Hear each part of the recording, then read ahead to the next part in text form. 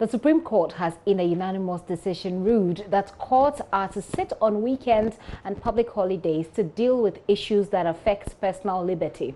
This brings to an end the age-long practice where persons are arrested and kept beyond 48 hours because weekends and holidays are not counted. The 7-member panel, presided over by Justice Sophia Akuffo, held that 48 hours means 48 hours. Joseph Akuffo was in court, was at a service organized for Madam Akuffo as she bows out of service today, and Joseph will take us through all of the stories. So Martin Pebu filed a petition.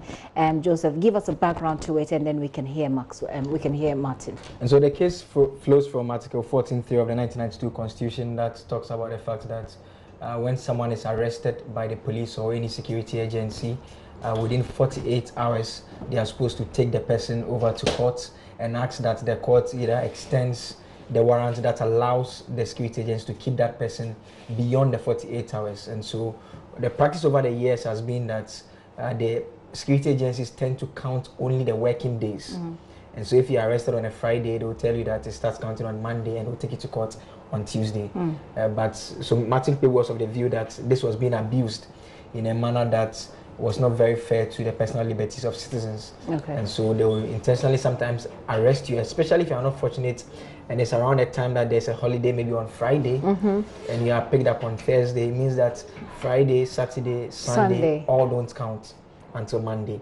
And his point was that the framers of the Constitution wanted to protect the liberty of people, such that if you want to curtail that liberty, a judge should be seized with a matter within 48 hours and to decide whether it is worth keeping you further pending investigation or allows you to go home so that you can show up in court when needed. And so that was a case he put before the Supreme Court. And the court agreed with him that 48 hours means 48 hours. It doesn't mean working days. It doesn't mean holidays or weekends don't count. It means 48 hours. And so henceforth, the courts are supposed to be available on such weekends and holidays to ensure that there's a court available to hear cases that affect personal liberty. Interesting. So Martin Pebu has been speaking to Joseph Akuffo.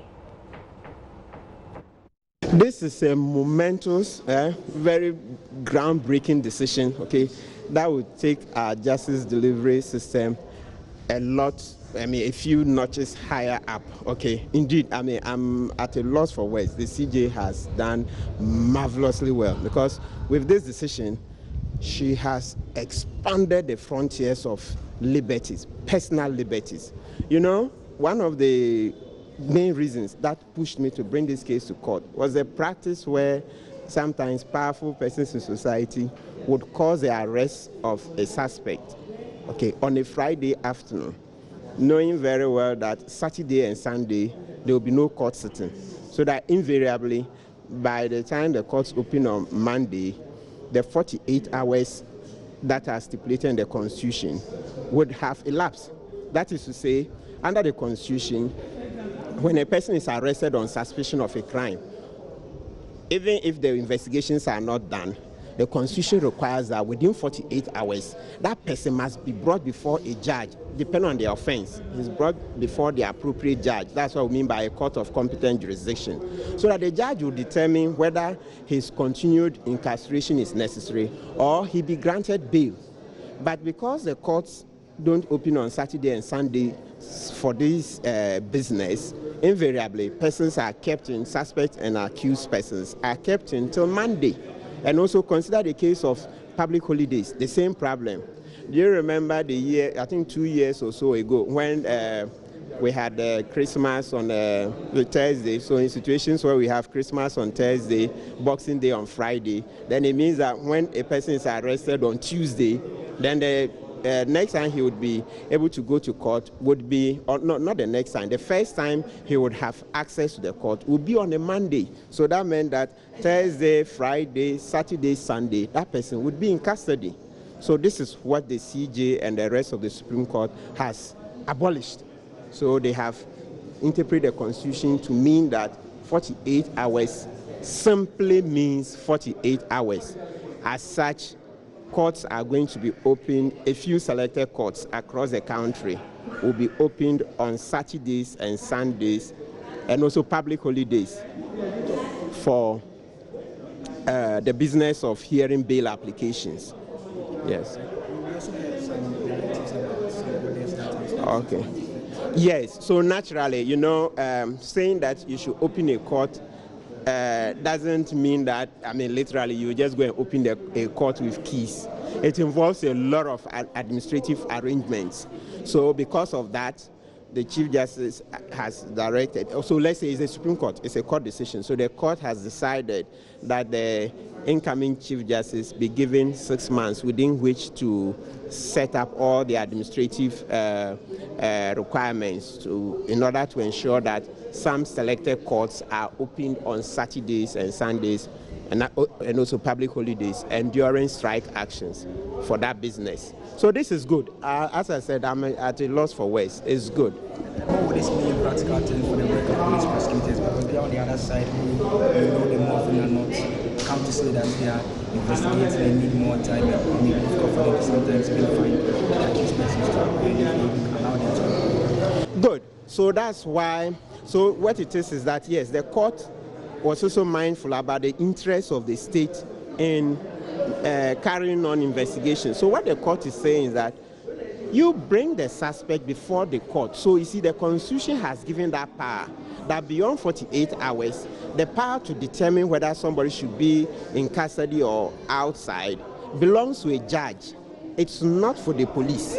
So that's it. And look, something, let's not say that 48 hours, bringing a person within 48 hours is too burdensome. Please check Article 15 of the 1969 Constitution. In that Constitution, we had 24 hours. And I saw it just about a month ago. So I was like, oh dear, Ghana, where were we looking when the framers of the 1992 Constitution increased it to 48 hours? My argument is that if in 1969, Ghana had law that said that bring the person to court within 24 hours, how could we have slept on our rights to allow that the 92 Constitution would rather increase it to 48 hours? Check, just our neighbors, Nigeria. It's still 24 hours. The Chief Justice was outgoing. This may sound like this is more like a last-minute sort of intervention on her part, but how exactly will this work? Joseph is here. Joseph, does the ruling include how this is supposed to work? Yes, and so the court gave series of orders directed at various individuals, various offices, and various agencies to ensure that there is smooth implementation. And so first is one directed at the Office of the Chief Justice herself, and that within 6 months, they are to ensure that the judges, magistrates, and everyone is trained about that. They are also to ensure that there are judges who are assigned to various courts across the country for the weekends, for the weekends and holidays to deal with this. So that is the first order within 6 months. The second applies to the Metropolitan, Municipal, and District Assemblies. They are responsible for provision of courts, the infrastructure. And so they are also to ensure that within 6 months, they provide the infrastructure needed to ensure that once the judges have been assigned by the Chief Justice, they have a place where they should be. She again makes the point that the thinking of the framers of the Constitution in ensuring that there are courts across the country should be that judges should be readily available. And so beyond provision of the structure, they are also to ensure that the judges have accommodation in the assemblies where they sit, such that they could be readily available for such cases and hear such cases to ensure that the people's rights are not curtailed. Then another directed at the Judicial Training Institute. They are supposed to train the judges and the magistrates on this decision. Then at the police, the IGP, the Inspector General of Police, within 6 months, they are to sensitize the police prosecutors, who more often are not pick up the individuals and they go to ask the court that they should be kept. Sometimes they don't even take them and they don't count the weekday, the holidays and the weekends. And so they are also supposed to sensitize them, the IGPs to sensitize them to ensure that they are ready to deal with that. So today was a very special day for Madam Sophia Akuffo, who is getting out of service. Tell us about the valedictory service that they had. And so what mostly happens is that when the judge is exiting, there's always a final case that she writes the lead judgment on. And so that is the practice. And so this was her final judgment that she rendered. And the thing about Ghana's Chief Justice is that any panel that she is on, she is the president of the panel. Her last working day is actually on Friday, December 20, where she turns 70 and exits the courts. And so this was the last case that she was involved in that is at a point that has to end. The case has to come to an end.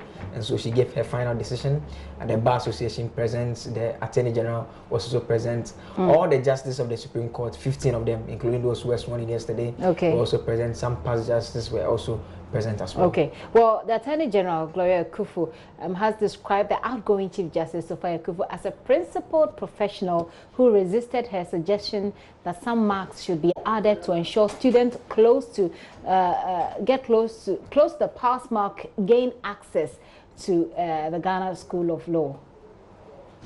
It is not often that I struggle for words, that I confess that I struggle to find the appropriate words to pay tribute to a Chief Justice who is my niece and who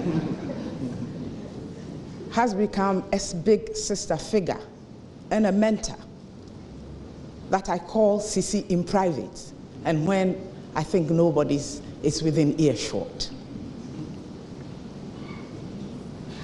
When we came to work together, I had to struggle as to the right way to relate in public.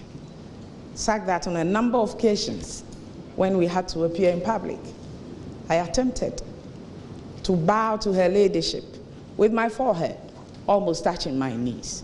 She poo-pooed me, opened her arms, and hugged me. I had to deal with that. But I did not allow that to deceive me, knowing her strong principles. And I recall the Right Honorable Peter Alajite, may his soul rest in peace, who taught me that principle is indivisible. I lived it with her ladyship as we worked together. When we had to consider results of the School of Law, I thought that it was okay to add a little 0.5 so the person could draw that. She was horrified. And she made it quite obvious.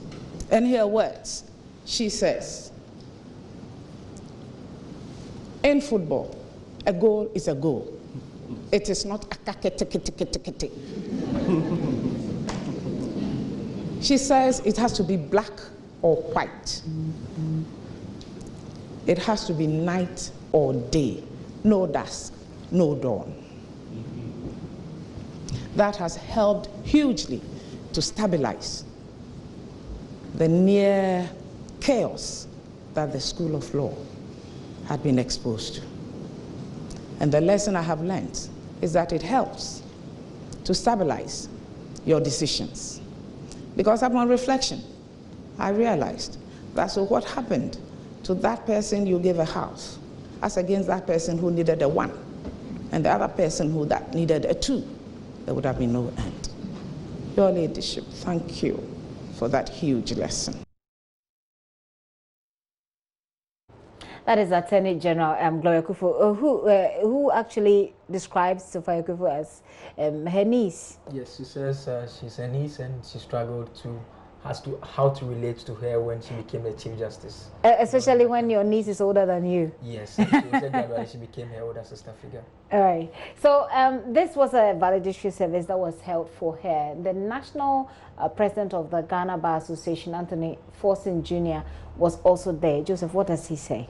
And so he makes reference to a case that we all remember, the Chief Justice for the Muntie 3 case, where some radio show host and his panelists were found to be in contempt of court. And so he said that decision, that panel that he led, was one of the many cases that she showed wisdom and strong will to ensure that the courts are protected and their image is kept intact. You can listen to Anthony Forson Jr.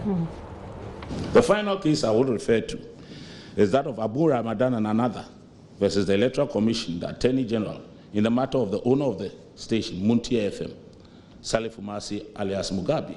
Civil motion number J8, 108/2016, otherwise known as the Muntie 3 case. You said, scandalizing the court consists of scurrilous abuse of a judge or impugning the integrity or impartiality of a court or judge. In this case, the third and fourth contemnors willfully attacked the Chief Justice, whom they mentioned by name, and accused her of favoring the plaintiffs. They defied, insulted, and lowered the authority of the court when they stated that they would not accept the decision of the court on the voters' register, and they incited listeners in the general public to reject it. Our sole focus in this matter is on protecting the paramount public interest in maintaining the independence, dignity, and effectiveness of the administration of justice, unquote. The Bar Association salutes you and prays that you enter retirement with pride. You have distinguished yourself, and you are an ornament to yourself, your friends, and relatives, and you have served your country well.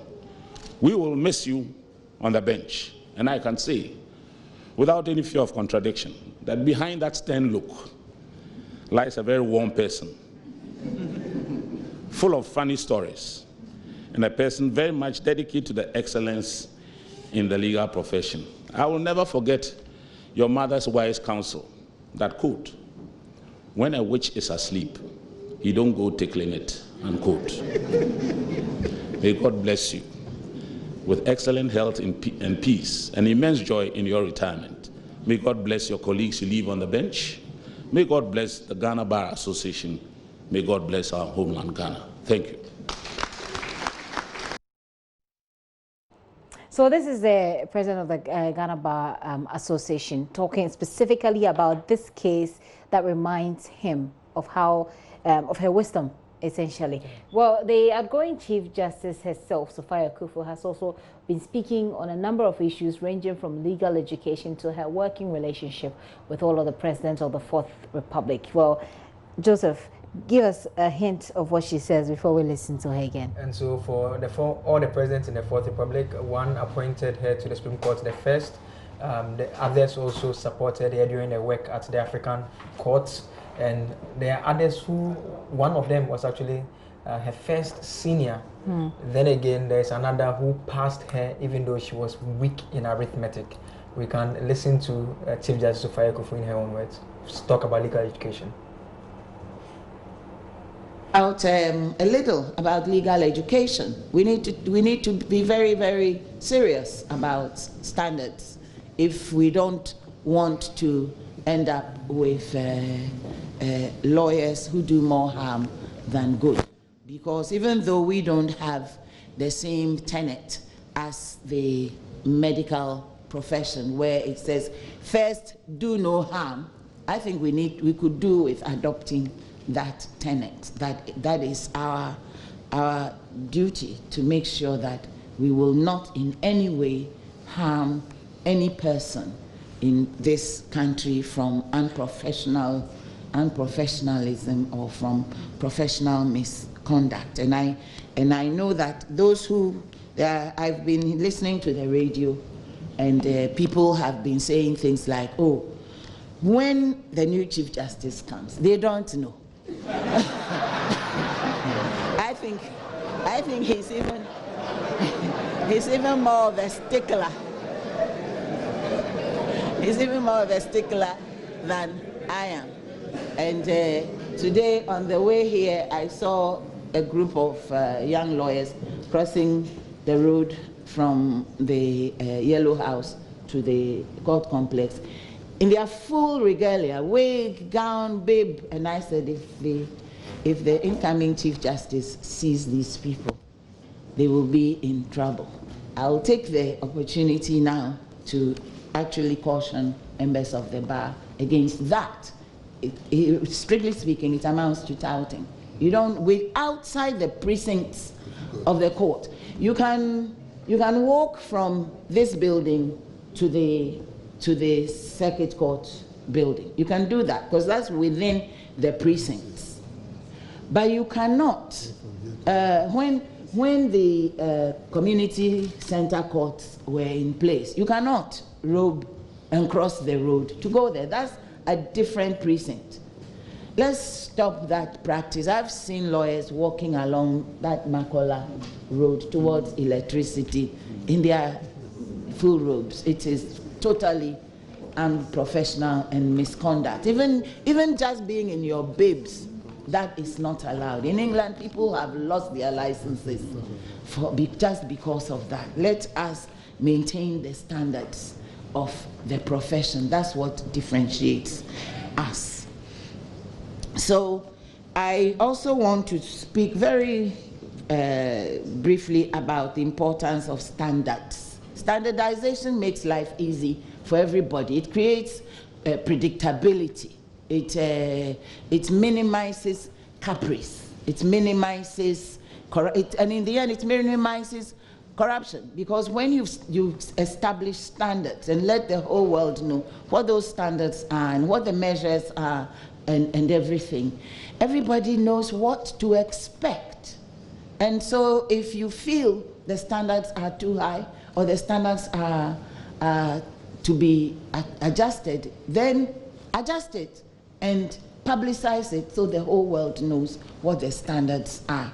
But we cannot, and it will not do a nation any good to compromise on standards, because without standards we will never have excellence, and without excellence we will never go forward as a nation.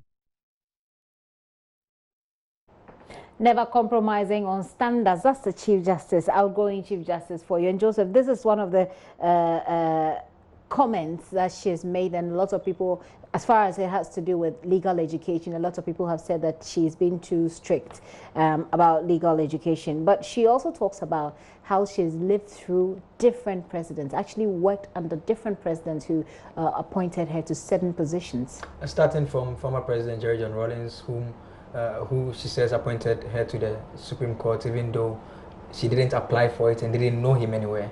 And he says Professor Mills was a lecturer who, even though she wasn't good in arithmetic, passed her.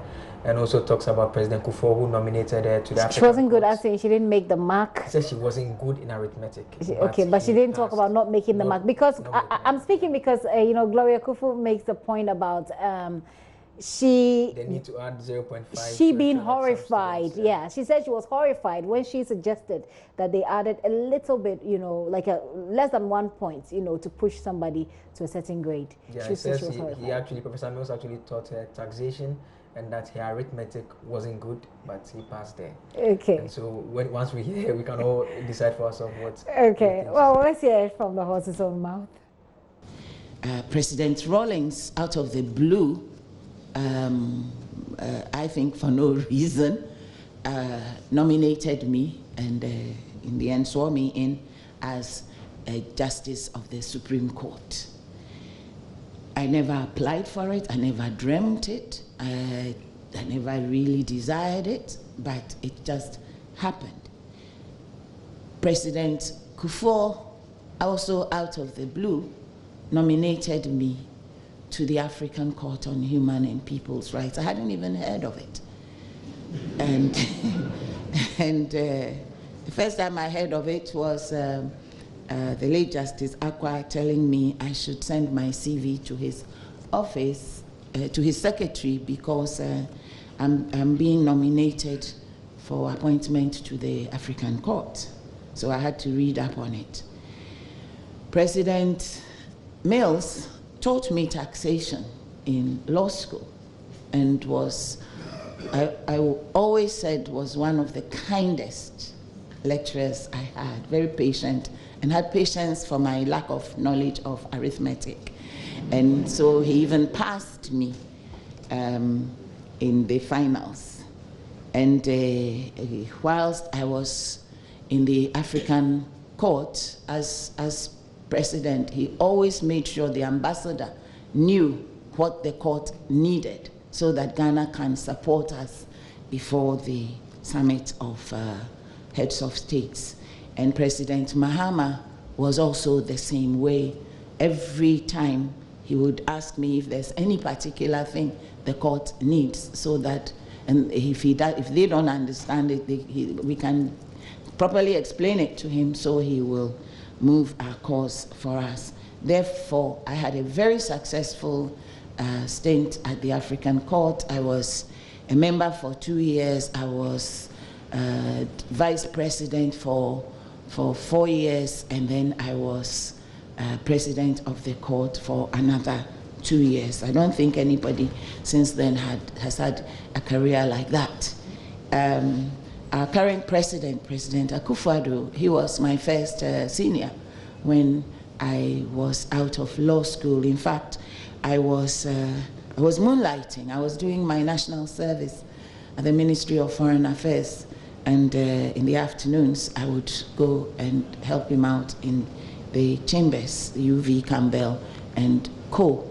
And because of that, I was able to participate very actively in the very famous case of Mensilo Rice, where a number of important landmark decisions in civil procedure as well as corporate law were chalked.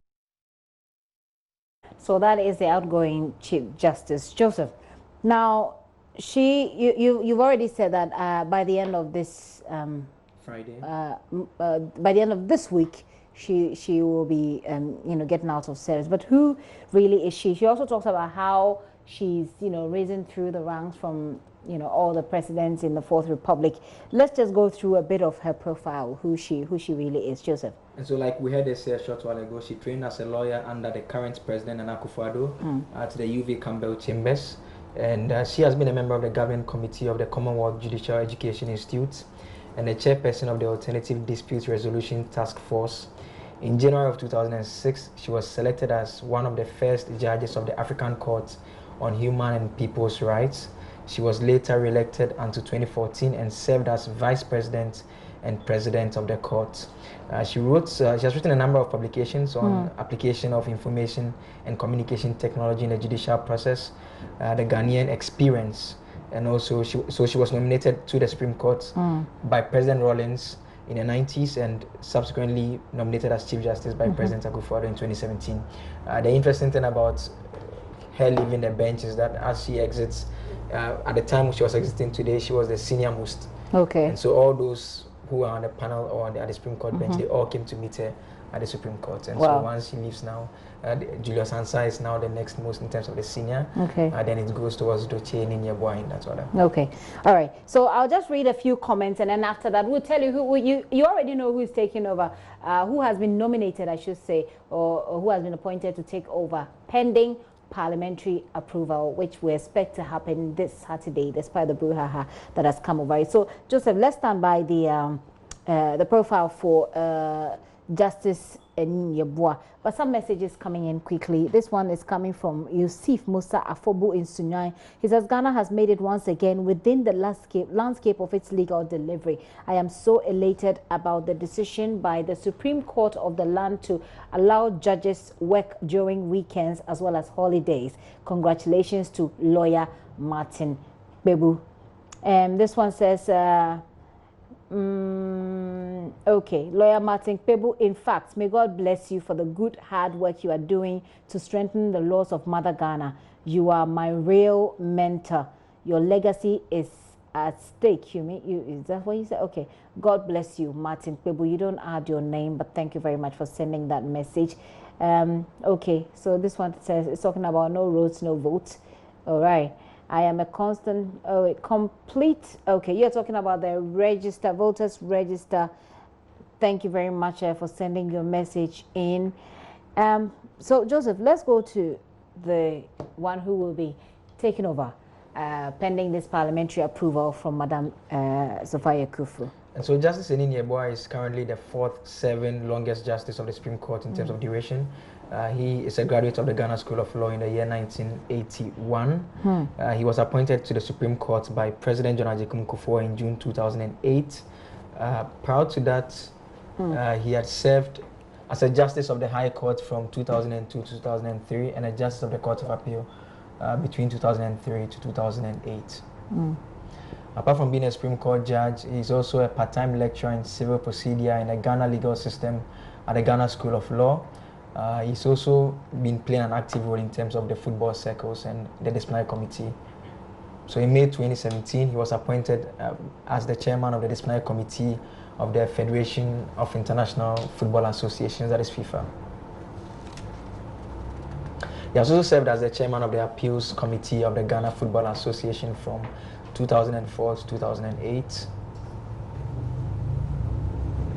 And so that is it by way of the profile of Justice Eninyambua, who is to be vetted on Saturday, and hopefully once he get the approval, we expect the swearing in to be early enough such that there's no gap in terms of who takes over. It was a very interesting conversation they had when the outgoing Chief Justice mentions that people think that she is strict, but that this man is stricter.